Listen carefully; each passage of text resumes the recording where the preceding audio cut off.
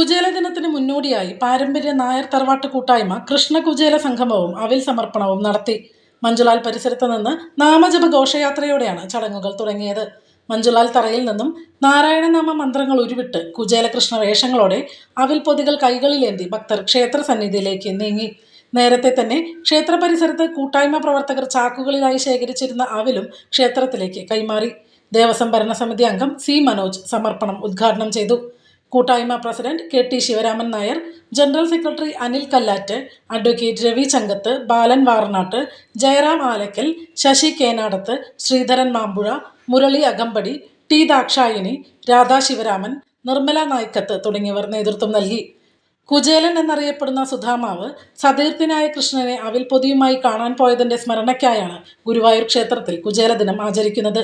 ധനുമാസത്തിലെ ആദ്യത്തെ ബുധനാഴ്ചയാണ് കുചേല ദിനം ആഘോഷിക്കുക.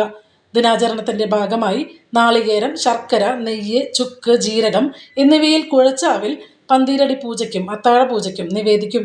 ഇതിനു പുറമെ ഭക്തർ കൊണ്ടുവരുന്ന അവിൽ ഉച്ചപൂജയടക്കം 3 നേരവും നിവേദിക്കും. മേൽപ്പത്തൂർ ഓഡിറ്റോറിയത്തിൽ കലാമണ്ഡലം നീലകണ്ഠൻ നമ്പീശന്റെ സ്മരണയ്ക്കായി രാവിലെ 6 മുതൽ വൈകിട്ട് 6 വരെ കഥകളി പദക്കച്ചേരി നടക്കും.